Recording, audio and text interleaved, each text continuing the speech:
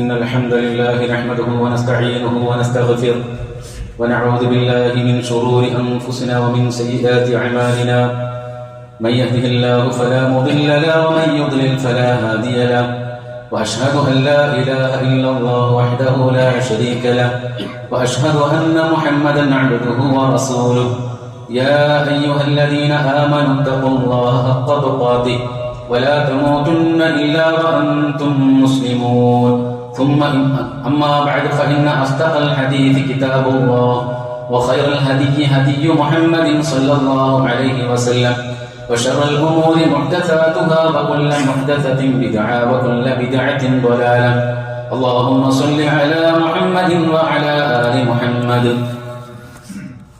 اتقوا الله عباد الله. പ്രിയമുള്ള സഹോദരങ്ങളെ സഹോദരിമാരെ, സർവ്വലോക രക്ഷിതാവായ അല്ലാഹുവിനെ സൂക്ഷിച്ച് ജീവിക്കുവാൻ എന്നോടും നിങ്ങളോടും ആമുഖമായി ഓർമ്മപ്പെടുത്തുകയാണ്, ഉപദേശിക്കുകയാണ്.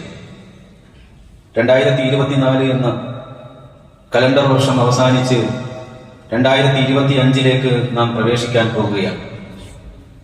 ന്യൂ ഇയർ എന്നൊക്കെ പറഞ്ഞാൽ പലരും മനസ്സിലാക്കുന്നത് ഇംഗ്ലീഷ് മാസത്തിന്റെ കണക്കുകൾ പ്രകാരമാണ് ന്യൂ ഇയർ എന്നൊക്കെ പറയുന്നത് എന്നാണ്. അതെന്തെങ്കിലും ആകട്ടെ, നമ്മുടെ നാട്ടിലെ പതിവനുസരിച്ച് സാധാരണഗതിയിൽ നമ്മൾ കലണ്ടറിനെ പ്രധാനമായും ആശ്രയിക്കുന്നത് ഗ്രിഗോറിയൻ കലണ്ടറാണ്, ഇംഗ്ലീഷ് മാസമാണ്. പറഞ്ഞു വരുന്നത് ഓരോ വർഷത്തിന്റെയും തുടക്കത്തിൽ, അതല്ലെങ്കിൽ ഒരു വർഷത്തിന്റെ ഏറ്റവും ഒടുവിലത്തെ ദിനരാത്രങ്ങൾ പലരും ആഘോഷത്തിന്റെ വേദികളാക്കി, ആഘോഷത്തിന്റെ അവസരങ്ങളാക്കി മാറ്റിക്കൊണ്ടിരിക്കുകയാണ്. പുലരുന്നത് വരെ നീണ്ടു നിൽക്കുന്ന സംഗീതങ്ങളും നൃത്തങ്ങളും അതുപോലെയുള്ള വിരുന്നുകൾ കൊണ്ടുള്ള ആഘോഷ സുദിനങ്ങളാണ് ന്യൂ ഇയർ എന്ന് പറഞ്ഞാൽ നമ്മുടെ മനസ്സിലേക്ക് ആദ്യം ഓടിയെത്തുന്നത്. ഫാഷൻ ഷോകളും ആനിമേഷൻ ഷോകളും കാർണിവലുകളും ലൈറ്റ് ഷോകളും ലേസർ ഷോകളും കരിമരുന്ന് പ്രയോഗങ്ങളും വാദ്യമേളങ്ങളും തുടങ്ങി കരയും കടലും ആകാശവും വർണ്ണങ്ങളിൽ ആറാടുന്ന വിനോദങ്ങളിൽ മുങ്ങിക്കുളിക്കുന്ന ദിവസങ്ങളും സമയങ്ങളുമാണ്. ലഹരി വസ്തുക്കൾ വ്യാപകമായി ഉപയോഗിക്കുന്ന ആഘോഷവേളകളാണ് ന്യൂ ഇയർ എന്ന് പറയുന്നത്. രഹസ്യമായിട്ടും അതുപോലെ അടച്ചിട്ട റൂമുകളിലും ഹോട്ടലുകളിലുമൊക്കെ ലഹരി ആഘോഷങ്ങളും ലഹരി പാർട്ടികളും ഒക്കെ നടത്തുന്നത് നമ്മുടെ നാട്ടിലൊക്കെ പതിവ് കാഴ്ചകളായി മാറിക്കൊണ്ടിരിക്കുകയാണ്. യഥാർത്ഥത്തിൽ ഒരു മുസ്ലിമിനെ സംബന്ധിച്ചിടത്തോളം എന്ത് സന്തോഷിക്കണം, എങ്ങനെ സന്തോഷിക്കണം, ഏതളവിൽ സന്തോഷിക്കണം എന്നതിന് കൃത്യമായി മതത്തിൽ നമുക്ക് വേലിക്കെട്ടുകൾ നിർണയിച്ചു തന്നിട്ടുണ്ട്. പുതുവർഷത്തെ സംബന്ധിച്ചിടത്തോളം അത് അറബി കലണ്ടർ എന്നല്ല, മറ്റ് ഏത് പ്രകാരമാണെങ്കിൽ പോലും ഇസ്ലാമിൽ പുതുവർഷത്തിന് ഒരു പ്രത്യേകതയും കൽപ്പിച്ചിട്ടില്ല. അങ്ങനെ വല്ല പ്രത്യേകതയും ഉണ്ടായിരുന്നുവെങ്കിൽ മുഹറം 1 വിശ്വാസികളെ സംബന്ധിച്ചിടത്തോളം ഏറ്റവും വലിയ ആഘോഷമാക്കി മാറ്റേണ്ടത്. അതിനില്ല എന്നുണ്ടെങ്കിൽ പിന്നെ ഇംഗ്ലീഷ് കലണ്ടറിന്റെ തുടക്കത്തിലുള്ള മാസത്തിലെ ആദ്യത്തെ ദിവസത്തിലോ അതല്ലെങ്കിൽ അതിന്റെ തലേന്നോ ഒക്കെ നടത്തുന്ന അത്തരത്തിലുള്ള ആഘോഷങ്ങൾക്ക് ഇസ്ലാമിൽ ഒരു തരത്തിലുള്ള ഒരു മതപരമായ നിറവും അതിന് ചാർത്തിയിട്ടില്ല എന്ന് നമ്മൾ മനസ്സിലാക്കണം. ആ ദിവസം പ്രത്യേകമായ ആഘോഷങ്ങൾ ഇസ്ലാമിനെ സംബന്ധിച്ചിടത്തോളം മാതൃകയില്ലാത്തതാണ് എന്ന് മാത്രമല്ല, വിശ്വാസികളെ സംബന്ധിച്ചിടത്തോളം വളരെയധികം ചിന്തിക്കേണ്ടുന്ന, ആലോചനയ്ക്ക് വിധേയമാകേണ്ടുന്ന കുറെ കാര്യങ്ങളാണ് യഥാർത്ഥത്തിൽ ഒരു വർഷം അവസാനിക്കുമ്പോൾ നമ്മുടെ മനസ്സിലേക്ക് ഉയർന്നു വരേണ്ടത്. എന്ന് പറഞ്ഞാൽ ആയുസ്സിൽ നിന്ന് ഒരു വർഷം കൂടി വിട പറയുന്നു എന്ന ചിന്തയാണ് വിശ്വാസികൾക്ക് ആദ്യമായി ഉണ്ടാകേണ്ടത്. വെളിച്ചമുള്ള പകലും വിശ്രമത്തിനുള്ള രാത്രിയും സൃഷ്ടാവായ റബ്ബിന്റെ അനുഗ്രഹമാണെന്നും അതിനെക്കുറിച്ച് ചിന്തിക്കുന്നവർ ലക്ഷ്യത്തിൽ എത്തിച്ചേരുമെന്നും ഖുർആൻ പഠിപ്പിക്കുകയാണ്. അതുകൊണ്ട് പകൽ സമയങ്ങളിൽ അധ്വാനിക്കുവാനും രാത്രി സമയങ്ങൾ വിശ്രമിക്കുവാനുമുള്ള വേളകളാണ്. ആ രാത്രി സമയങ്ങളെ ഉറക്കത്തെ മാറ്റിവെച്ചുകൊണ്ട് ലഹരിക്ക് അടിമപ്പെട്ടുകൊണ്ട് നടത്തുന്ന ഏത് ആഘോഷങ്ങളും അത് മനുഷ്യന്റെ ജീവിത ലക്ഷ്യത്തെ മാത്രമല്ല, അവനെ അപകടത്തിലേക്കും ആരോഗ്യത്തിൽ നിന്ന് അനാരോഗ്യത്തിലേക്ക് കൊണ്ടെത്തിക്കുമെന്ന കാര്യത്തിൽ സംശയമില്ല. വിശ്വാസികളെ, ഈ പുതുവർഷത്തിന്റെ തൊട്ടടുത്തത്ത് നിൽക്കുന്ന ഈ സന്ദർഭത്തിൽ ഈ പള്ളിയിൽ കൂടിയിരിക്കുന്ന നാം മനസ്സിലാക്കേണ്ടുന്ന ചിന്തകൾ എന്താണ്? ഒന്ന്, നമ്മൾ മരണത്തോട് അടുക്കുന്നു എന്ന യാഥാർത്ഥ്യത്തെ നാം ഉൾക്കൊണ്ട് ജീവിക്കുക എന്നതാണ്.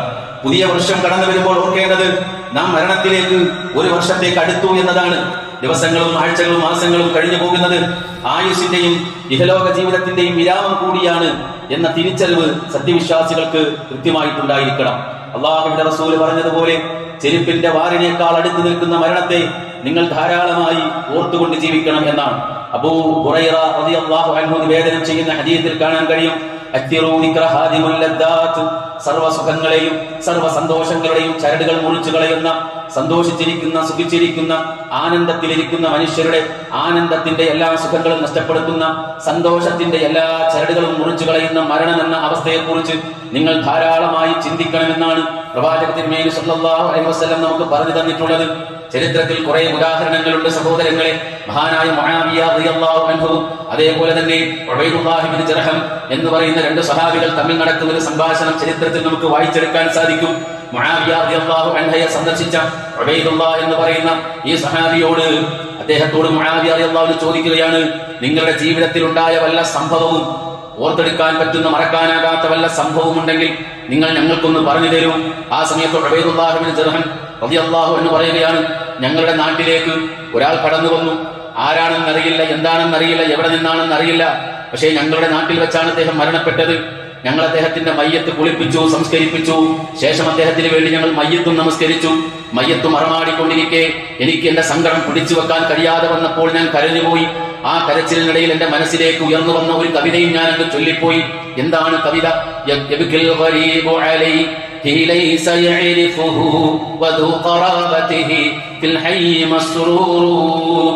അപരിചിതരായ, പരിചയമില്ലാത്തവരാണ് ഇദ്ദേഹത്തിനു വേണ്ടി കരയുന്നത്. എന്നാൽ ഇദ്ദേഹത്തെ അറിയുന്നവർ, അഥവാ ഇദ്ദേഹത്തെ അറിയുന്ന കുടുംബക്കാർ ഇദ്ദേഹത്തിന്റെ മരണമറിയാതെ സന്തോഷിക്കുന്നുണ്ടാകും. ആ നാട്ടിൽ പൊതുവെ അറിയപ്പെടുന്ന ഒരു കവിതയാണ്. എന്താണ് അതിന്റെ അർത്ഥം എന്ന് കൂടി പറയാം. അപരിചിതരാണ് ഇദ്ദേഹത്തിനു വേണ്ടി കരയുന്നത്, എന്നാൽ ഇദ്ദേഹത്തെ അറിയുന്ന കുടുംബക്കാർ അവരുടെ വീടുകളിൽ ഈ വ്യക്തിയുടെ മരണം അറിയാതെ അവർ സന്തോഷിച്ചിരിക്കുന്നുണ്ടാകും. ആ സമയത്ത് എന്റെ കൂട്ടുകാരൻ എന്നോട്, ഈ കവിത ചൊല്ലിയ എന്നോട് ചോദിച്ചു, ഈ കവിത എഴുതിയ വ്യക്തിയെ അറിയുമോ? ഞാൻ പറഞ്ഞു, ഇല്ല, എനിക്കറിയില്ല എന്ന് ഞാൻ അദ്ദേഹത്തോട് പറഞ്ഞു. അപ്പോൾ എന്റെ കൂട്ടുകാരൻ എന്നോട് പറയുകയാണ്, ഈ കവിത എഴുതിയ വ്യക്തിയാണ് ഈ മരിച്ചു കിടക്കുന്നത്. ഒന്ന് ആലോചിച്ച് നോക്കൂ സഹോദരങ്ങളെ, കവിത എഴുതിയ വ്യക്തികൾ പോലും അറിയുന്നില്ല ഈ കവിത ഒരിക്കൽ തന്റെ മേൽ ചൊല്ലാനുള്ളതാണ്. ആ അപരിചിതൻ എന്ന് പറയുന്നത് താനാണ് എന്നും തന്റെ കുടുംബക്കാർ തന്റെ മരണത്തെ കുറിച്ചറിയാതെ അവരവരുടെ വീടുകളിൽ സന്തോഷിച്ചിരിക്കുന്നുണ്ടാകും എന്നുള്ള വിവരം ഈ മരിച്ചു കിടക്കുന്ന വ്യക്തി ഒരിക്കലും അറിയുന്നില്ല. പക്ഷെ അദ്ദേഹം കുറിച്ചിട്ട വാക്കുകൾ അന്വർത്ഥമായി എന്നുള്ളതാണ്. ജീവിതത്തിൽ എപ്പോഴും അങ്ങനെയാണ്. ഒന്നാലോചിച്ച് നോക്കും, മലയാളത്തിലെ ഏറ്റവും പ്രിയപ്പെട്ട ഒരു സാഹിത്യകാരൻ ഈ 2 ദിവസത്തിന്റെ മുമ്പ് മരിച്ചുപോയി. ഇതുപോലെയുള്ള ഇങ്ങനെയുള്ള കവിതകൾ എഴുതിയ, ഇങ്ങനെയുള്ള സാഹിത്യങ്ങൾ എഴുതിയ ആളുകളാണവർ. മരണത്തെക്കുറിച്ച്, ജീവിതത്തെക്കുറിച്ച് വ്യത്യസ്തങ്ങളായ ചിന്താഗതികൾ കവിതകളിലൂടെ, കഥകളിലൂടെ, നോവലുകളിലൂടെ, സാഹിത്യ കൃതികളിലൂടെ മലയാളക്കരയ്ക്ക് സമ്മാനിച്ച നിരവധി ആളുകൾ. എന്നാൽ മരണത്തിന് പിടികൊടുത്തുകൊണ്ട് മരണത്തിന്റെ മുന്നിൽ തോറ്റമ്പി അവരെല്ലാവരും മടങ്ങിപ്പോയിട്ടുണ്ട് എങ്കിൽ സഹോദരങ്ങളെ, മരണം എന്ന യാഥാർത്ഥ്യത്തെ നാം തിരിച്ചറിയേണ്ടതുണ്ട് എന്നാണ്. മലയാളത്തിന്റെ സാഹിത്യ സാമ്രാട്ടി എന്ന വിളിപ്പേരിന് അർഹനായ ഒരു വ്യക്തി മുമ്പ് മരിച്ചുപോയി. അദ്ദേഹം മരിക്കുന്നതിന്റെ മുമ്പ് മലബാർ കലോത്സവത്തിൽ കടന്നു വന്നിട്ട് സ്റ്റേജിന്റെ മുന്നിൽ നിന്നുകൊണ്ട് പ്രസംഗിച്ചൊരു വാക്കുണ്ട്. അദ്ദേഹം പറഞ്ഞു, ഞാൻ മരിച്ചു കഴിഞ്ഞ എന്റെ കുഴിമാടത്തിന്റെ മുന്നിൽ വന്ന് നിന്നുകൊണ്ട് നിങ്ങൾ എന്നെ വിളിച്ചാലും പ്രസംഗമാണോ, ഞാൻ നിങ്ങളുടെ വിളിക്കുത്തരം നൽകി ഞാൻ കടന്നു വരും എന്ന് പറഞ്ഞു പോയ വ്യക്തിയാണ്. പക്ഷേ അദ്ദേഹവും മരിച്ചുപോയി. അതിനുശേഷം അദ്ദേഹത്തെ ആരും പ്രസംഗത്തിന് വിളിച്ചിട്ടില്ല എന്നുള്ളതാണ് യാഥാർത്ഥ്യം. എന്ന് പറഞ്ഞാൽ മരണം എന്നുള്ളത് ജീവിതത്തിൽ അർത്ഥശങ്കക്കിടയില്ലാത്ത വിധം സംശയലേശമെന്നെ ഉറപ്പായും കടന്നു വരുന്ന ഒന്നാണ്. അതുകൊണ്ടാണ് റസൂലുള്ളാഹി സ്വല്ലല്ലാഹു അലൈഹി വസല്ലമ മരണത്തെ യഖീൻ എന്നാണ് പറഞ്ഞത്. യഖീൻ എന്ന വാക്കുകൊണ്ടാണ് മരണത്തെ വിശേഷിപ്പിച്ചത്. അതുപോലെ ഖുർആൻ വിശേഷിപ്പിച്ചത് ഏത് സമയത്താണ്, എപ്പോഴാണ് മരണം സംഭവിക്കുക എന്നത് ഒരു മനുഷ്യന് പോലും പ്രവചിക്കാൻ കഴിയാത്ത അവസ്ഥയാണ്.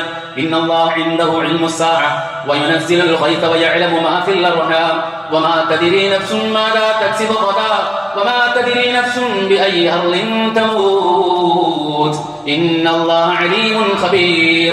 5 കാര്യങ്ങൾ റബ്ബിൽ നിക്ഷിപ്തമാണ്.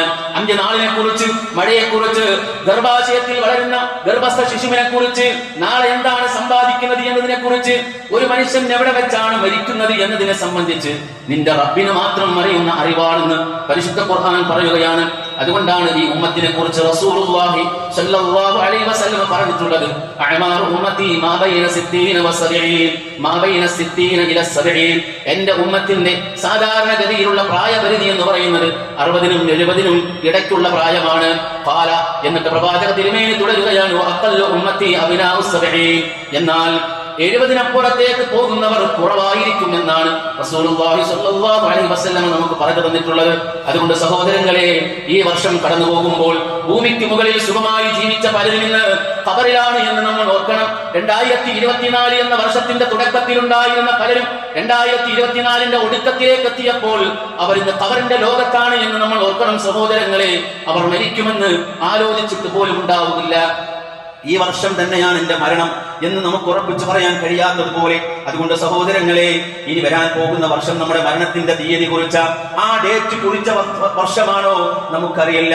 ഈ വർഷമാണോ ആകാശ ലോകത്തിൽ നിന്നും മലക്കുകൾ നമ്മുടെ റൂഹിനെ പിടിക്കാൻ വേണ്ടി പടച്ചുറപ്പ് തീരുമാനിച്ച തീയതി? ഈ വർഷമാണോ എന്റെ കഫൻ പുടവ എന്റെ തൊട്ടടുത്തുള്ള വീട്ടിന്റെ അടുത്തുള്ള ടെക്സ്റ്റൈൽസിൽ വന്നിരിക്കുന്നത് എന്നത് നമുക്കറിയില്ല സഹോദരങ്ങളെ. അതുകൊണ്ട് മരണത്തെക്കുറിച്ച് ഓർക്കുകയും മരണാനന്തര ജീവിതത്തെക്കുറിച്ച് അതിന്റെ വിഭവങ്ങൾ ഒരുക്കുന്നതിന് വേണ്ടി എല്ലാ നിലയ്ക്കും നമ്മൾ അധ്വാനിക്കുകയും ചെയ്യണം എന്നതാണ് ഒന്നാമത്തെ സന്ദേശം. രണ്ടാമത് പറയട്ടെ പ്രിയപ്പെട്ടവരെ, ഈ ദുനിയാവ് നശ്വരമാണ്. ഈ ദുനിയാവ് നശ്വരമാണ്. ഈ ദുനിയാവ് എന്ന് പറയുന്നത് നമ്മെ വഞ്ചിക്കുന്ന വിഭവമാണ് എന്ന പരിശുദ്ധ ഖുർആനിന്റെ വചനം നമ്മെ തൊട്ടുണർത്തേണ്ടതാണ് സഹോദരങ്ങളെ. അല്ലാഹുവിന്റെ പരിശുദ്ധ ഖുർആനിലെ 3-ാം അധ്യായം സൂറത്ത് ആല ഇംറാനിലെ 185-ാമത്തെ വചനം, കുല്ലു നഫ്സിൻ ദാഇഖത്തുൽ മൗത്ത്, എല്ലാ വ്യക്തികളും മരണമെന്ന ആ ഒരു അവസ്ഥയിലൂടെ കടന്നു പോകേണ്ടവരും അത് രുചിക്കേണ്ടവരുമാണ്. ശേഷം അല്ലാഹു പറയുകയാണ്, നിങ്ങൾക്കുള്ള പ്രതിഫലം സമ്പൂർണമായും പരലോകത്ത് വെച്ചാണ് വീതിച്ചു തരിക. അവിടെ ആരെങ്കിലും നരകത്തിൽ നിന്നും രക്ഷപ്പെട്ടുവോ, സ്വർഗത്തിലേക്ക് പ്രവേശനം നൽകപ്പെട്ടുവോ, അവൻ മാത്രമാണ് വിജയി. അവൻ മാത്രമാണ് വിജയി. ഭൗതിക ജീവിതം നിങ്ങളെ വഞ്ചിക്കുന്ന വിഭവമാണ്, കണ്ണഞ്ചിപ്പിക്കുന്ന കാഴ്ചകളാണ്, നിങ്ങളുടെ ലക്ഷ്യബോധത്തിൽ നിന്ന് നിങ്ങളെ തെറ്റിച്ച് കളയുന്ന ചില ചിന്തകളും ചിത്രങ്ങളും ഒക്കെ തന്നെയാണ്. അല്ലാഹു സുബ്ഹാനഹു വ തആല അത് പറയുമ്പോൾ ലോകത്തിന്റെ പ്രവാചകൻ ദുനിയാവിനെ കുറിച്ച്, അതിന്റെ നശ്വരതയെ കുറിച്ച് പറഞ്ഞത് ഇപ്രകാരമാണ്, മാലി വലിദ്ദുനിയാ വമാ അന വദ്ദുനിയാ ഇന്നമാ മസലി വമസലുദ് ദുനിയാ കറാകിബിൻ ഇസ്തദല്ല തഹ്ത ഷജറത്തിൻ സുമ്മ റാഹ വതറക.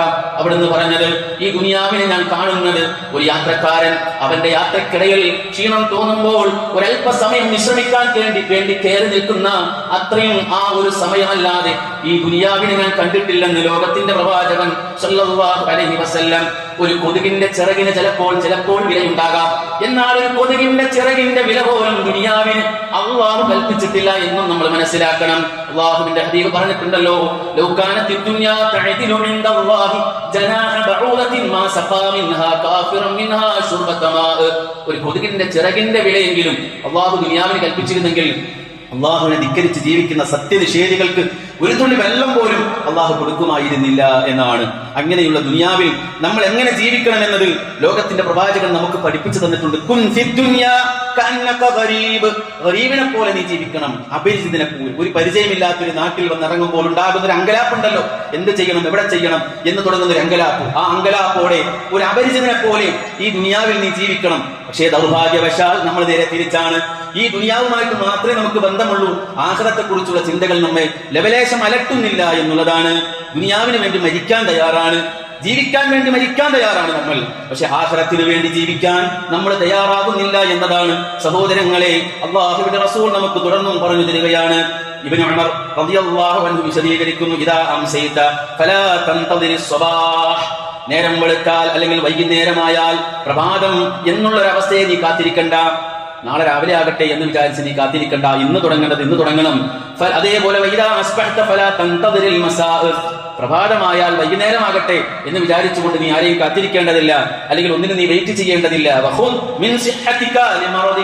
നിന്റെ ആരോഗ്യാവസ്ഥ കൊണ്ട് നിനക്ക് രോഗമായി കിടക്കുന്ന സന്ദർഭത്തിലേക്കുള്ളതും കൂടി നീ സമ്പാദിക്കണം. ആരോഗ്യാവസ്ഥയിൽ രോഗാവസ്ഥ കൊണ്ട് പരീക്ഷിക്കപ്പെടുന്ന നാളുകൾക്കുള്ളതും കൂടി നീ സമ്പാദിക്കണം.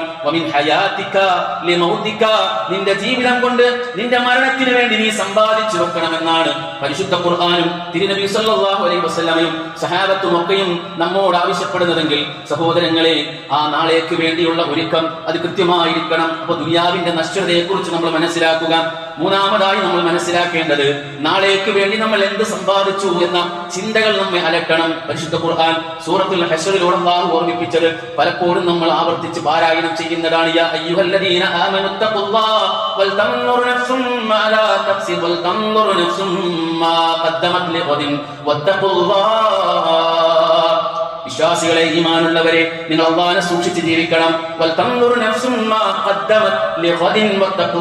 നാളേക്ക് വേണ്ടി ഓരോരുത്തരും എന്തൊക്കെയാണ് സ്വരൂപിച്ചത്, എന്തൊക്കെയാണ് സമ്പാദിച്ചു വെച്ചത് എന്നത് ഓർത്തുകൊണ്ട് ആലോചിച്ചുകൊണ്ട് ജീവിക്കണം എന്ന അല്ലാഹുവിന്റെ കൽപ്പനയാണ്. റസൂലുള്ളാഹി സ്വല്ലല്ലാഹു അലൈഹി വസല്ലമ ആ ഒരുക്കം എങ്ങനെയാകണമെന്ന് നമുക്ക് പഠിപ്പിച്ചു തന്നിട്ടുണ്ട്. ബറാ ഇബ്നു ആസിബ് എന്ന സ്വഹാബി പറയുകയാണ്, കുന്നാ മഅ റസൂലില്ലാഹി സ്വല്ലല്ലാഹു അലൈഹി വസല്ലം ഫീ ജനാസ, ഞങ്ങൾ പ്രവാചകനോടൊപ്പം ഒരു ജനാസ മറവ് ചെയ്യാൻ വേണ്ടിയിട്ട് ഖബർസ്ഥാനിൽ നിൽക്കുന്ന സമയത്ത് പ്രവാചക തിരുമേനി ഖബറിന്റെ ഒരു വക്കത്തിരുന്നു കൊണ്ട് അവിടുന്ന് കരഞ്ഞുപോയി. താടിരോമങ്ങളിൽ നിന്ന് കണ്ണുനീര് ചാലിട്ടൊഴുകി മണ്ണിലേക്ക് കുതിർന്നു വീണു, മണ്ണും നനഞ്ഞുപോയി.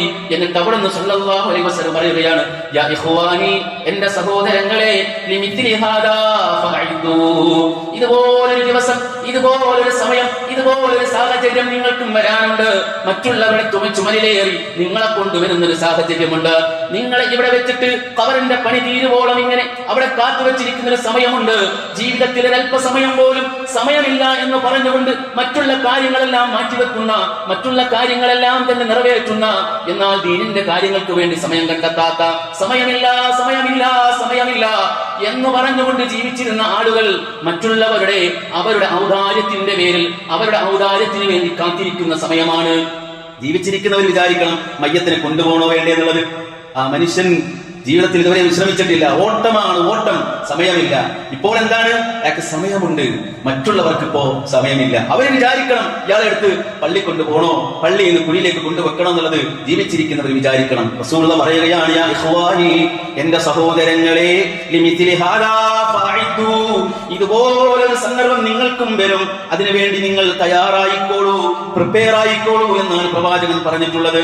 അതുകൊണ്ടാണ് റസൂലുള്ളാഹി സ്വല്ലല്ലാഹു അലൈഹി വസല്ലം ഖബർ കാണുന്ന സന്ദർഭത്തിൽ അവിടുന്ന് പറയുന്ന ഒരു കാര്യമുണ്ട്, അന്തും സലഫുനാ വനഹ്നു ബിൽ അസർ, നിങ്ങൾ ഞങ്ങളെ മുൻകടന്നു പോയി എന്നേയുള്ളൂ, ഞങ്ങൾ തുടർന്ന് വരുന്നവരാണ് എന്ന് സഹോദരങ്ങളെ നമ്മൾ ഓർക്കേണ്ടതാണ്. റസൂൽ പറയുകയാണ്, അന്തും സലഫുനാ, നിങ്ങൾ ഞങ്ങളെക്കാളും മുമ്പേ പോയി, വനഹ്നു ബിൽ അസർ, ഞങ്ങൾ തൊട്ടു പിറകെ ആ ലോകത്തേക്ക് കടന്നു വരുന്നവരാണ് എന്ന്.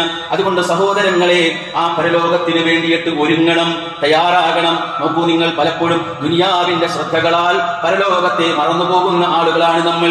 ഈ ദുനിയാവിൽ അല്ലാഹു ഒരു മനുഷ്യന് ഒരു ദിവസമാണ് ആയുസ് നീട്ടിത്തന്നതെങ്കിൽ, ഒറ്റ ദിവസമാണ് ഈ ദുനിയാവിൽ അല്ലാഹു നമുക്ക് ആയുസ് തന്നത് എങ്കിൽ അതുപോലും മഹത്വരമാണ്, അതുപോലും നമുക്ക് ഖൈറാണ്. സഹോദരങ്ങളെ നോക്കൂ, റസൂലുള്ളാഹി സ്വല്ലല്ലാഹു അലൈഹി വസല്ലമയുടെ പ്രിയപ്പെട്ട സ്വഹാബിയായ ത്വൽഹാ റളിയല്ലാഹു അൻഹു ഉദ്ധരിക്കുന്ന ഒരു സംഭവമുണ്ട്. ബനൂ ഉദ്റ ഗോത്രത്തിൽപ്പെട്ട മൂന്നാളുകൾ, ആ മൂന്നാളുകൾ പ്രവാചകന്റെ അടുക്കൽ വന്നു, ദീൻ സ്വീകരിച്ചു. അവസാനം അവർ പറഞ്ഞു, പ്രവാചകരെ, ഞങ്ങൾക്ക് നിങ്ങളോടൊപ്പം നിന്നുകൊണ്ട് ഇസ്ലാമിന് വേണ്ടി ഞങ്ങൾക്ക് യുദ്ധം ചെയ്യണം, അതുകൊണ്ട് ഞങ്ങൾക്ക് നിങ്ങളടുത്ത് താമസിക്കാൻ ഞങ്ങൾക്ക് അവസരം തരണം. റസൂലുള്ളാഹി പറയുകയാണ്, ആരാണ് ഈ ആളുകൾക്ക് സൗകര്യം ചെയ്തു കൊടുക്കുക, അവർക്ക് ചെല്ലും ചെലവും കൊടുക്കുന്നത് ആരാണ്? ത്വൽഹാ റളിയല്ലാഹു അൻഹു പറയാണ്, ഞാൻ ഏറ്റെടുക്കാം നബിയെ.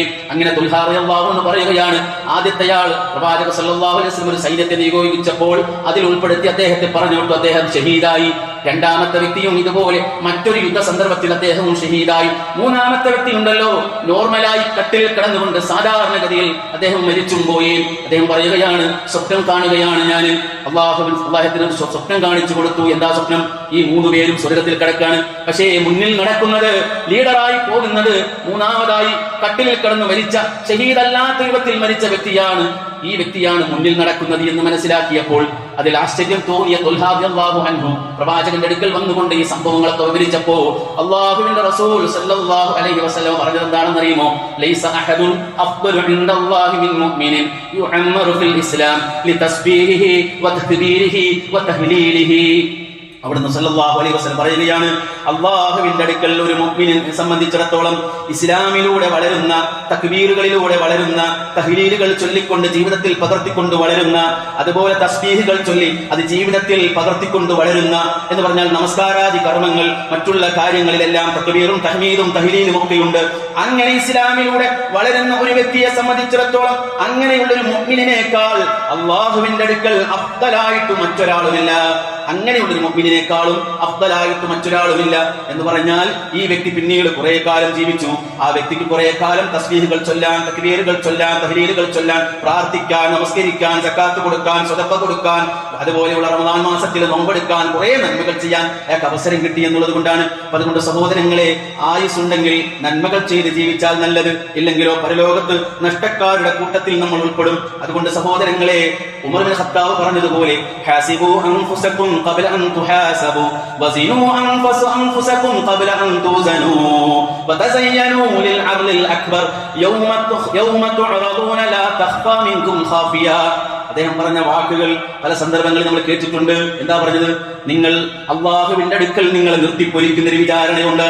പടച്ചറപ്പിന്റെ അടുക്കൽ നിങ്ങളെ നിർത്തിപ്പൊരിക്കുന്ന വിചാരണയ്ക്ക് മുന്നേ, ഈ ലോകത്തിൽ നിന്ന് വിട പറയുന്നതിന് മുമ്പ് നിങ്ങൾ ഒരു ആത്മപരിശോധനയുടെ വിചാരണ നിങ്ങൾ നടത്തണേ. ആത്മപരിശോധന എന്നൊരു വിചാരണ നിങ്ങൾ സ്വയം നടത്തണേ. വസീനു അൻഫുസകും ഖബ്ല അൻ തുസനു. നിങ്ങളുടെ കർമ്മങ്ങളെ തൂക്കിക്കണക്കാക്കുന്ന ഒരു ദിവസം വരാനുണ്ട്. നന്മ തിന്മകളെ അവിടെ തൂക്കിക്കണക്കാക്കും. നിങ്ങളുടെ തസ്ബീഹിന്, നിങ്ങളുടെ നമസ്കാരത്തിന്, നിങ്ങളുടെ നോമ്പിനെ, നിങ്ങളുടെ എല്ലാ സൽക്കർമ്മങ്ങളും അവിടെ വെച്ച് തൂക്കുന്നതാണ്. അങ്ങനെ ആ തൂക്കി നോക്കുന്നതിന് മുമ്പ് ദുനിയാവിൽ വെച്ചൊന്ന് തൂക്കണം നമ്മൾ. എന്റെ നിസ്കാരം ശരിയായിട്ടുണ്ടോ? എന്റെ നോമ്പുകൾ ശരിയായിട്ടുണ്ടോ? എന്റെ പ്രാർത്ഥനകൾ കൃത്യമാണോ? എന്റെ സ്വലാത്തുകൾ കൃത്യമാണോ? എന്റെ രീതികളും നടപ്പുകളും ജീവിത ശൈലികളും എല്ലാം കൃത്യമാണോ എന്ന് നിങ്ങളൊന്ന് തൂക്കിക്കണക്കാക്കണം എന്നാണ്.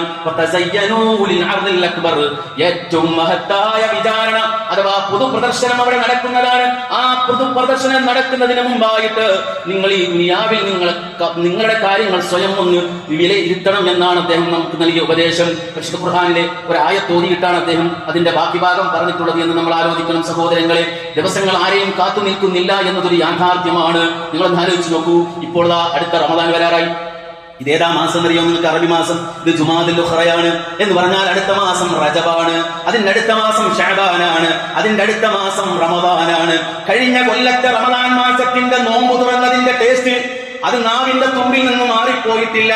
അടുത്ത റമദാനിലേക്ക് നാം ഇതാ കടക്കുകയാണ്. റസൂലുള്ളാഹി പറഞ്ഞല്ലോ, ലാ തഖൂമു സ്സാഅ, അന്ത്യനാൾ സംഭവിക്കുകയില്ല ഹത്താ യതഖാറബ സമാൻ. കാലങ്ങൾ അടുത്തു വരും, വർഷങ്ങൾ അടുത്തു വരും, മാസങ്ങൾ അടുത്തു വരും, ആഴ്ചകൾ അടുത്തു വരും, ദിവസങ്ങൾ അടുത്തു വരും. ദിവസങ്ങളൊക്കെ വളരെ വേഗം തന്നെ ഒരു മണിക്കൂർ പോലെ കത്തിത്തീരും. ഒരു മണിക്കൂർ എന്ന് പറയുന്നത് ഒരു മടല് കത്തുന്നത് പോലെ, ഒരു ഓലച്ചൂട്ട് കത്തുന്നത് പോലെ കത്തിത്തീരുമെന്നാണ്. അതല്ലേ ഇപ്പോൾ നടന്നുകൊണ്ടിരിക്കുന്നത്. നിങ്ങൾ ആലോചിച്ച് നോക്കൂ. എല്ലാവർക്കുമുള്ള അനുഭവമല്ലേ സഹോദരങ്ങളെ? അള്ളാഹുവിന്റെ റസൂൽ പറഞ്ഞതാണ് അന്ത്യനാളിന്റെ അടയാളമാണ്. അതുകൊണ്ട് ഇനി ആരെയാ കാത്തിരിക്കുന്നത് എന്നത് നമ്മൾ ഓരോരുത്തരും ശ്രദ്ധിക്കേണ്ട കാര്യമാണ് സഹോദരങ്ങളെ. മഹാനായ അബൂ ദർദാ റളിയല്ലാഹു അൻഹു, നിങ്ങൾക്കറിയുമോ, ഇന്നത്തെ സിറിയയുടെ തലസ്ഥാനമായ ദമസ്കസ്, അത് പണ്ടും സിറിയയുടെ തലസ്ഥാനമാണ്. ആ ദമസ്കസിലേക്ക് കടന്നു വന്ന മഹാനായ അബൂ ദർദാ എന്ന സഹാബി, അദ്ദേഹം നടത്തിയ ഒരു പ്രസംഗമുണ്ട്. ചരിത്രത്തിലേറെ അറിയപ്പെട്ടതും കുറെ പണ്ഡിതന്മാരിലൂടെ കൈമാറി വന്നതുമായ പ്രസംഗമാണ് അദ്ദേഹം നടത്തുന്നുണ്ട്. യഹ്ല ദിമഷ്ക്, അല്ലയോ ദമസ്കസുകാരെ, ഇസ്മഉ മഖാലത അഖിൻ ലക്കും നാസിഹ്, നിങ്ങളുടെ ഗുണകാംക്ഷിയായ ഒരു സഹോദരൻ നടത്തുന്ന ഒരു സംസാരമാണെന്ന് കരുതി നിങ്ങൾ എന്റെ വാക്കുകൾ കേൾക്കണേ. ഫമാ ബാലുക്കും തജ്മഊന മാ ലാ തഅകുലൂന, നിങ്ങൾക്ക് തിന്നേണ്ട കാര്യമില്ലാത്ത, നിങ്ങൾക്ക് തിന്നാൻ ആവശ്യമില്ലാത്തതും കൂടി നിങ്ങൾ എന്തിനാണ് ശേഖരിച്ചു വെക്കുന്നത്? വതബുനൂന മാ ലാ തസ്കുനൂന, നിങ്ങൾ എന്താണ്, നിങ്ങൾക്ക് താമസിക്കേണ്ട ആവശ്യമില്ലാത്ത ബിൽഡിങ്ങുകൾ, മണിമാളികകൾ നിങ്ങൾ എന്തിനാണ് വെറുതെ കെട്ടിയുണ്ടാക്കുന്നത്? വതക്മലൂന മാ ലാ തുദ്രികൂന, നിങ്ങൾക്കൊരിക്കലും എത്തിപ്പിടിക്കാൻ പറ്റാത്ത സ്വപ്നങ്ങളുടെ പുറകെ നിങ്ങൾ എന്തിനാണ് പോകുന്നത്? എന്നിട്ട് അദ്ദേഹം പറയുകയാണ്, ഖദ് കാന മൻ കാന ഖബ്ലകും ജംഉൻ കതീറ, ദമസ്കസുകാരെ നിങ്ങൾ അറിയണം, നിങ്ങളുടെ പൂർവികർ അഥവാ നമ്മുടെയൊക്കെ പൂർവികരായ മനുഷ്യന്മാർ കുറെ സമ്പാദിച്ചു കൂട്ടിയവരായിരുന്നു. ബനൂ ശദീദ, ഒരുപാട് ബിൽഡിങ്ങുകളൊക്കെ സ്വന്തമായി ഉണ്ടായവരായിരുന്നു. വഅമലു ബഈദ, വളരെ വിദൂരമായ ആഗ്രഹങ്ങൾ, ഒരിക്കലും ജീവിതത്തിൽ തനിക്ക് നേടാൻ പറ്റാത്തതെന്ന് തോന്നാവുന്ന വിദൂരമായ സ്വപ്നങ്ങളും ആഗ്രഹങ്ങളും ഒക്കെ അതൊക്കെ ചിറകിലേക്ക് നടന്ന ആളുകളായിരുന്നു. പക്ഷേ വമാതു ഖരീബ, ആസന്നമായ മരണം അവരെ കൊണ്ടുപോയി. ആസന്നമായ മരണം അവരെ കൊണ്ടുപോയി. അവരുടെ എല്ലാ പ്രവർത്തനങ്ങളും നാശഹേതുവായി. അവർ നിന്ന സ്ഥലത്ത് തന്നെ, അവർ താമസിച്ച സ്ഥലത്ത് തന്നെ, അവർ കിടന്നുറങ്ങിയ സ്ഥലത്ത് തന്നെ അവരുടെ കബറിടങ്ങൾ ശവകുടീരങ്ങളായി മാറിയിട്ടുണ്ട്. എന്നിട്ട് അദ്ദേഹം പറയുകയാണ്, അലാ വഇന്ന ആദൻ വസമൂദ കാനൂ ഖദ് മലഊ മാ ബൈന ബുസ്റാ വഅദൻ അംവാലൻ വഔലാദൻ വനഅമ. നിങ്ങൾക്കറിയുമോ ദമസ്കസുകാരെ, ഇറാഖിന്റെ ബുസ്ര മുതൽ ഇങ്ങ് തെക്കേയറ്റത്ത് കിടക്കുന്ന യമന്റെ അതിൻ എന്ന് പറയുന്ന സ്ഥലം വരെ നീണ്ടു കിടക്കുന്ന പ്രവിശാലമായ ഒരു ലോകത്ത് ജീവിച്ചവരായിരുന്നു ആദ് ഗോത്രങ്ങളും സമൂദ് ഗോത്രങ്ങളും. അവരുണ്ടാക്കാത്ത വീടുകളില്ല, അവരുണ്ടാക്കാത്ത സൗകര്യങ്ങളില്ല. പക്ഷെ എന്തായി മാറി? അവരുടെ സമ്പത്തുകളും അവരുടെ സന്താനങ്ങളും അവർ ശേഖരിച്ചു വെച്ചതും എല്ലാം തന്നെ അവർക്ക് നശിച്ചു പോയിട്ടുണ്ട്. എങ്കിൽ ഒരു 2 നിസാരമായ ദിർഹം കൊടുത്തിട്ട് 2 നിസാരമായ ദിർഹം 2 വെള്ളി നാണയത്തിന് ഈ പറയുന്ന ആളുകൾ വിട്ടേച്ചു പോയ ഭൂമി വേണമെന്ന് ഞാൻ നിങ്ങളോട് പറഞ്ഞ നിങ്ങൾ ആരെങ്കിലും അത് വാങ്ങുമോ? ഒരു കാലത്ത് സമ്പന്നതയിൽ മുങ്ങിക്കുളിച്ച സ്ഥലം നാർക്ക് വേണമത് എന്ന് അദ്ദേഹം ജനങ്ങളെ ഉപദേശിക്കുമ്പോൾ, സഹോദരങ്ങളെ, നമുക്കുമുള്ള ഗുണപാഠമാണ്. നമ്മൾ ഇന്ന് താമസിക്കുന്ന ഭൂമി, നമ്മൾ ഇന്ന് താമസിക്കുന്ന സ്ഥലം ഇത് മറ്റാരുടെയോ പേരിലായിരുന്നു. ഏതോ ഒരു മനുഷ്യൻ, അയാളുടെ പേര് നമ്മുടെ മുൻ പ്രമാണത്തിൽ ഉണ്ടായിരുന്നു. ആ മുൻ പ്രമാണത്തിലുള്ള വ്യക്തി ഇന്ന് ചിലപ്പോൾ ജീവിച്ചിരിപ്പില്ല, അയാളൊക്കെ മരിച്ചു പോയിട്ടുണ്ടാകും. ഇത് നാളെ നമ്മുടെ പ്രമാണം മുൻ പ്രമാണമായി മാറും എന്ന് പറഞ്ഞാൽ ഇതിങ്ങനെ മാറി മാറി വരുന്നതാണ്. അതുകൊണ്ട് സഹോദരങ്ങളെ, മനുഷ്യർ നന്നാകാൻ വേണ്ടി അല്ലാഹു സുബ്ഹാനഹു വ തആല പറയുന്ന കാര്യങ്ങളാണിത്. നാളേക്ക് വേണ്ടി ഓരോരുത്തരും എന്തൊക്കെ സമ്പാദിച്ചു, ഇതൊക്കെ അങ്ങനെ പൊയ്ക്കോളും ഒരു വശത്ത്. നിങ്ങൾ എന്തുകൊണ്ട് ഏത് രൂപത്തിൽ ജീവിച്ചു എന്നതാണ് ചോദ്യം. അല്ലാഹു സുബ്ഹാനഹു വ തആല നമുക്ക് ഖൈർ നൽകുമാറാകട്ടെ.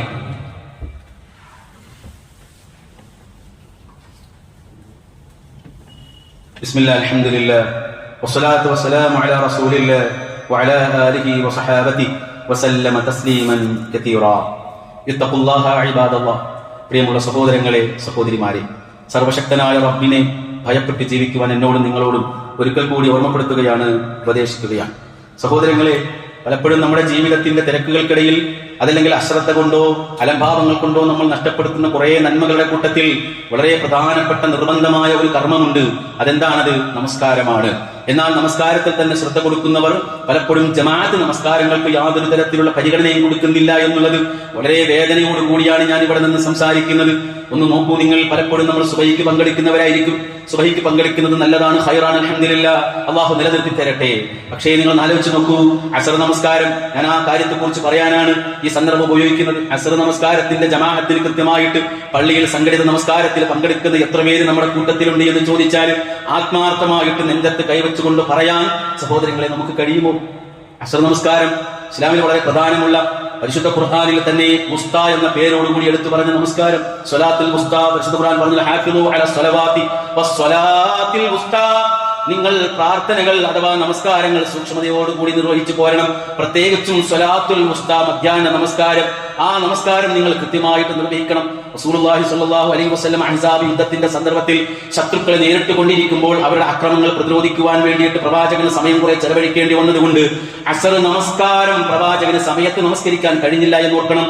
യുദ്ധത്തിനിടയിലുള്ള നമസ്കാരം അന്ന് ഇറങ്ങിയിട്ടില്ലെന്ന് അവതരിച്ചിട്ടില്ല, ആ ഹുക്കം വന്നിട്ടില്ല, അതിനു മുമ്പുള്ള കാര്യമാണ്. ഒടുവിൽ സൂര്യൻ അസ്തമിച്ചു. ലോകത്തൊരു മനുഷ്യനെ പോലും വ്യക്തിപരമായിട്ട് ആക്ഷേപിക്കാത്ത, ഒരു മനുഷ്യനോട് പോലും മോശമായ രൂപത്തിൽ പ്രതികരിക്കാത്ത ലോകത്തിന്റെ പ്രവാചകൻ തന്റെ അസർ നമസ്കാരത്തെ നഷ്ടപ്പെടുത്തിയ ഈ ആളുകൾക്കെതിരെ അല്ലാഹുവിന്റെ റസൂൽ സല്ലല്ലാഹു അലൈഹി വസല്ലം നടത്തിയ ഒരു പ്രാർത്ഥനയുണ്ട്, അവിടുന്ന് നടത്തിയ ഒരു സംസാരമുണ്ട്. അവിടുന്ന് പറയുകയാണ്, നിങ്ങൾക്ക് നാശമെന്നാണ് അല്ലാഹുവിന്റെ റസൂൽ സല്ലല്ലാഹു അലൈഹി വസല്ലം ആ ആളുകളെ കുറിച്ച് പറഞ്ഞത്. മല അല്ലാഹു ബുയൂതഹും വഖുബൂറഹും നാറാ. ഞങ്ങളുടെ നമസ്കാരത്തിന്റെ ശ്രദ്ധ തെറ്റിച്ച നിങ്ങളുടെ വീടുകൾ, നിങ്ങളുടെ ഖബറുകൾ അല്ലാഹു നരകം കൊണ്ട് നിറയ്ക്കട്ടെ എന്ന് റസൂലുള്ള ശത്രുക്കൾക്കെതിരിൽ പ്രാർത്ഥിച്ചിട്ടുണ്ട്. എങ്കിൽ സഹോദരങ്ങളെ, അത്ര ഗൗരവമുള്ള വിഷയമാണ്. അല്ലാഹുവിന്റെ റസൂൽ സല്ലല്ലാഹു അലൈഹി വസല്ലം പറയുകയാണ്, മുൻഗാമികളായ മനുഷ്യന്മാർക്ക് നഷ്ടപ്പെട്ട നമസ്കാരമാണ് ഈ അസർ നമസ്കാരം എന്ന് പ്രവാചക തിരുമേനി പറയുകയാണ്. ഇന്ന ഹാദിഹി സ്വലാ ഉരിദത് അലാ മൻ കാന ഖബലകും ഫളയ്യഊഹാ ഫമൻ ഹാഫള അലൈഹാ കാന ലഹു അജ്റുഹു മർറതൈനി. പ്രവാചകൻ പറഞ്ഞു, അല്ലാഹുവിന്റെ റസൂൽ പറഞ്ഞു, ഈ നമസ്കാരമാണ് നിങ്ങളുടെ മുമ്പുള്ളവരായ ആളുകളിൽ കൂടുതൽ പേർക്കും നഷ്ടപ്പെട്ടിട്ടുള്ളത്, പൂർവികർക്ക് കൂടുതൽ പേർക്കും നഷ്ടപ്പെട്ടിട്ടുള്ളത് അസർ നമസ്കാരമാണ്. അതുകൊണ്ട് അതിനെ ആര് കാത്തു സൂക്ഷിക്കുന്നുവോ അവർക്ക് ഇരട്ടി പ്രതിഫലമുണ്ട് എന്നാണ് റസൂലുള്ളാഹി സ്വല്ലല്ലാഹു അലൈഹി വസല്ലം മറ്റൊരു സന്ദർഭത്തിൽ നമ്മോട് പറഞ്ഞത്. അല്ലദീ തഫൂതുഹു സ്വലാത്തുൽ അസ്ർ കഅന്നമാ ഉതിറ അഹ്ലഹു വമാലഹു. അസർ നമസ്കാരം നഷ്ടപ്പെടുത്തുന്നവൻ തന്റെ കുടുംബവും സമ്പത്തും ഒക്കെ നഷ്ടപ്പെടുത്തുന്നത് പോലെയാണ്, കുടുംബത്തെ കുരുതി കൊടുക്കുന്നത് പോലെയാണ്, സമ്പത്ത് കുരുതി കൊടുക്കുന്നത് പോലെയാണ് അസർ നമസ്കാരം ഒഴിവാക്കുന്നവൻ. നമ്മൾ നലച്ചോക്ക് അസർ നമസ്കാരമൊക്കെ നമുക്ക് തോന്നുന്ന സമയത്താണ്. എപ്പോഴാണോ ഉച്ച കഴിഞ്ഞിട്ട് ഭക്ഷണം കഴിച്ചിട്ട് കിടന്നുറങ്ങിയിട്ട് എണീക്കുന്നത് അപ്പോഴാണ് നമ്മുടെ അസർ. അത് 4:30 4:30 5:30 5:30 മഗ്‌രിബിന്റെ തൊട്ട് അടുത്താണോ അങ്ങനെയെങ്കിൽ അങ്ങനത്തെ ഒരു നിസ്കാരമില്ല. കൃത്യമായി സമയബന്ധിതമായി അസർ ജമാഅത്തായിട്ട് നമ്മൾ പള്ളിയിൽ നിന്ന് നമസ്കരിച്ചിട്ടില്ല എങ്കിൽ സഹോദരങ്ങളെ സ്വന്തം കുടുംബത്തെയും നഷ്ടപ്പെടുത്തിയ, സ്വന്തം സമ്പത്തിന് കുരുതി കൊടുത്തവനെ പോലെയാണെന്ന് പ്രവാചകൻ ഗൗരവത്തോടു കൂടി പറഞ്ഞ നമസ്കാരം അത് നമ്മൾ കൃത്യമായി നിർവഹിക്കണം. അല്ലാഹു സുബ്ഹാനഹു വ തആല നമുക്കതിനുള്ള തൗഫീഖ് നൽകുമാറാകട്ടെ. സഹോദരങ്ങളെ, ഒരുപാട് ആളുകൾ രോഗികളാണ്, പ്രയാസങ്ങളാണ്, അവരെയൊക്കെ നമ്മൾ പരിഗണിക്കണം. കഴിഞ്ഞ വെള്ളിയാഴ്ച ദിവസം ഞാൻ ഈ മിമ്പറിൽ നിന്നുകൊണ്ട് നിങ്ങളോട് ഒരു രോഗിയുടെ അവസ്ഥയെക്കുറിച്ച് സംസാരിച്ചു. അള്ളാഹുവിന്റെ അനുഗ്രഹത്താൽ ഞങ്ങൾ 3-4 ആളുകൾ ആ രോഗിയുടെ വീട് സന്ദർശിച്ചു. അവർ പറഞ്ഞതുപോലെ തന്നെയാണ്, സത്യമാണ്. ആ പറയപ്പെട്ട മകൻ അസുഖമാണ്, ക്യാൻസറാണ്. ഡയാലിസിസിന് വേണ്ടിയിട്ട്, കിഡ്നി ഫെയിലിയർ ആയിട്ട് ഡയാലിസിസിന് വേണ്ടി അതിന്റെ വേറെ കാര്യങ്ങൾ ചെയ്യുന്നു. കാല് പൊങ്ങാതിരിക്കാൻ കാല് കട്ടിലിൽ തോർത്തുകൊണ്ട് കെട്ടിവെച്ച് വരിഞ്ഞു മുറുക്കി വെച്ചിരിക്കുന്നു. കാല് പൊങ്ങിയാൽ താഴ്ത്താൻ പ്രയാസമാണ്. കിടന്ന കിടപ്പിൽ 10-40 വയസ്സുള്ള ഒരു മനുഷ്യന്റെ മലമൂത്ര വിസർജനം നൊന്തുവെച്ച മാതാവ് ഒരു അറപ്പും വെറുപ്പും കൂടാതെ എടുത്തുകൊണ്ടിരിക്കുമ്പോൾ ആ പറയപ്പെട്ട ചെറുപ്പക്കാരന്റെ പിതാവ് 2 കാലിലും വെരിക്കോസ് വെയിൻ വന്ന് സർജറിയും കഴിഞ്ഞ് അടുത്ത ചികിത്സയ്ക്ക് വേണ്ടി കാത്തിരിക്കുമ്പോൾ 20,000 രൂപ അഡ്വാൻസ് കൊടുത്തിട്ട് ഖബർ പോലെ ചെറിയ ഒരു വീട് 3,000 രൂപ ആടെ കൊടുത്ത് താമസിക്കുന്ന ഒരു വീട്ടിലാണ് അവർ താമസിക്കുന്നത്. അൽഹംദുലില്ലാഹ്, അത് നേരിട്ട് കാണാൻ പറ്റി. അത് കണ്ടതിലുള്ള സന്തോഷമല്ല, നമ്മൾ കൊടുക്കുന്നൊരു പൈസയാണെങ്കിലും അതിൽ അർഹതപ്പെട്ട കുടുംബത്തിന്റെ കൈകളിൽ എത്തിയതിലുള്ള സന്തോഷം ഞാൻ നിങ്ങളെ അറിയിക്കുകയാണ്. അതുകൊണ്ട് സഹോദരങ്ങളെ, നമ്മുടെ ചുറ്റിലുമൊക്കെയുള്ള പാവങ്ങളുണ്ട്, സാധുക്കളുണ്ട്, അവരെ സഹായിക്കണം. മേലോട്ട് നോക്കിയാൽ ആകാശം, കീഴോട്ട് നോക്കിയാൽ ഭൂമി എന്നല്ലാതെ മറ്റൊരു നിവൃത്തിയുമില്ലാത്തവരെയൊക്കെ പരിഗണിക്കണം. അങ്ങനെ ജീവിക്കണം, അങ്ങനെ മറ്റുള്ളവർക്ക് ഉപകാരിയാകണം, മഴ പോലെ ഉപകാരിയാകണം. അള്ളാഹു നമുക്ക് ഖൈർ നൽകുമാറാകട്ടെ. ഈ പുതുവത്സര ചിന്തകളിലൂടെ കടന്നു വരുന്ന എല്ലാ ദുഷിച്ച ഏർപ്പാടുകളിൽ നിന്നും അള്ളാഹു നമ്മയും നമ്മുടെ മക്കളെയും നമ്മുടെ കുടുംബത്തെയും ഒക്കെ സംരക്ഷിച്ചു നിർത്തുമാറാകട്ടെ. ചുവന്ന വസ്ത്രങ്ങൾ അണിഞ്ഞ് അതുപോലെ അന്യരുടെ മതസ്ഥരുടെ ആചാരങ്ങൾ കടമെടുത്ത് നടത്തിയ ആഘോഷങ്ങളൊക്കെ നമ്മൾ കണ്ടതാണ്. അള്ളാഹുവിനൊരു പുത്രനുണ്ട് എന്ന് വിശ്വസിക്കുന്ന സമൂഹത്തിന്റെ കൂടെ നിന്ന് ആ ആഘോഷ പരിപാടികൾക്ക് പൊലിമ കൂട്ടിയവർ അവർ തൗബ ചെയ്യണം, പശ്ചാത്തപിക്കണം. ഒരിക്കലും പാടില്ലാത്ത കാര്യങ്ങളാണ് ചെയ്തത്. ഇനി വരാൻ പോകുന്ന ആഘോഷങ്ങളും പാശ്ചാത്യരുടെ സംസ്കാരങ്ങളും അവരുടെ സമ്മാനങ്ങളുമാണ്. ആ സമ്മാനങ്ങൾ നമുക്ക് വേണ്ട. മൻ തശബ്ബഹ ബിഖൗമിൻ ഫഹുവ മിൻഹും. ഏതൊരു സമൂഹവുമായി അവരോട് നമ്മൾ സദൃശ്യപ്പെടുന്നുവോ, അവരുടെ പാത പിന്തുടരുന്നുവോ, അവർ അവരിൽ പെട്ടവനായിരിക്കുമെന്ന വാക്ക്, പ്രവാചകന്റെ വാക്ക് നമ്മൾ ഓർക്കണം. അള്ളാഹു നമ്മെ സംരക്ഷിക്കുമാറാകട്ടെ. 1-2 രോഗികൾക്ക് വേണ്ടിയിട്ടുള്ള പ്രാർത്ഥനയുണ്ട്. പ്രധാനപ്പെട്ട നമ്മുടെ ഒരു പ്രവർത്തകൻ, ജ്യേഷ്ഠ സഹോദരന്റെ മകന് അസുഖമാണ് എന്നറിയിച്ചു. അള്ളാഹു ആ മകന്റെ പ്രയാസങ്ങൾ മാറ്റിക്കൊടുക്കുമാറാകട്ടെ. റഹ്മാനെ, റഹ്മാനായ റബ്ബേ, അവരുടെ ബുദ്ധിമുട്ടുകൾ നീ അകറ്റിക്കൊടുക്കണേ റഹ്മാനെ. എത്രയും വേഗം നീ ശമനം കൊടുക്കണേ, പൂർണ്ണമായ ശിഫ കൊടുത്ത് അനുഗ്രഹിക്കണേ റഹ്മാനെ.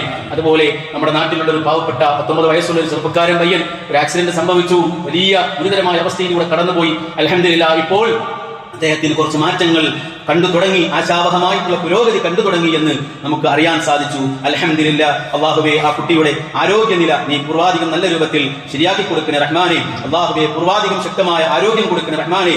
ആ കുടുംബത്തിന്റെ വേദനകളെല്ലാം തന്നെ നീ മാറ്റിക്കൊടുക്കണേ റബ്ബേ. അതുപോലെ തന്നെ നമ്മുടെ ഒരു സ്റ്റുഡൻസിന്റെ നമ്മുടെ ഒരു പ്രിയപ്പെട്ട കുട്ടിക്ക് ഇന്ന് ചെറിയ രൂപത്തിൽ ഒരു ആക്സിഡന്റ് ഉണ്ടായി. അതിന്റെ സർജറി മറ്റുമൊക്കെ നടക്കാനിരിക്കുന്നു. അള്ളാഹു ശിഫ കൊടുക്കുമാറാകട്ടെ.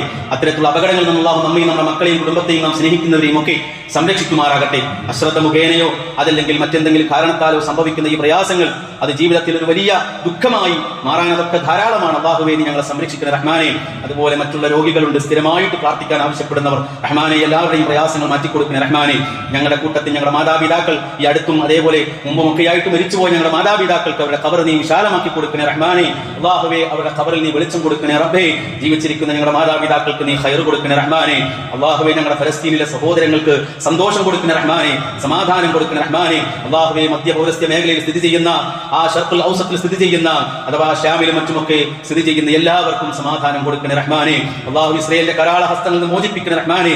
എല്ലാ ശത്രുക്കളിൽ നിന്നും ബാഹ്യമായ ആന്തരികമായ ശത്രു സൈന്യങ്ങളിൽ നിന്നും അവരുടെ കുതന്ത്രങ്ങളിൽ നിന്നും നീ രക്ഷപ്പെടുത്തണേ റഹ്മാനെ. അല്ലാഹുവേ, ഫലസ്തീനിലെ പിഞ്ചോമനുകളുടെ പ്രാർത്ഥനകൾ, കൈകാലുകൾ നഷ്ടപ്പെട്ടവരുടെ രോദനങ്ങൾ നീ കേൾക്കണേ റഹ്മാനെ.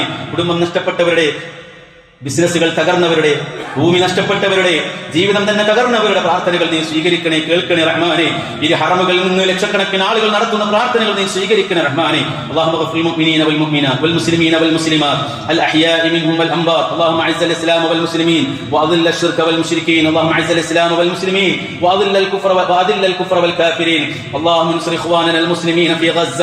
അല്ലാഹുമ്മ അൻസുർ ഇഖ്വാനന അൽ മുസ്ലിമീന ഫീ ഫലസ്തീൻ വഫീ الشام وفي الشرق الأوسط وفي كل مكان مكان. اللهم انصرهم، اللهم قوهم، اللهم وكن معهم، اللهم اشف مرضاهم وارحم موتاهم، اللهم امن روآتهم واصلح بالهم واحوالهم واحفظ بلادهم وانفسهم من كل عدو يا رب العالمين. اللهم عليك باليهود المحتلين المعتدين، اللهم دمر كيدهم وشتت شملهم وفرق جمعهم، اللهم اهزمهم وزلزلهم، اللهم عسهم عددا واقتلهم بددا ولا تغادر منهم احدا. وصلى الله على نبينا محمد وعلى اله وصحابته وسلم تسليما كثيرا.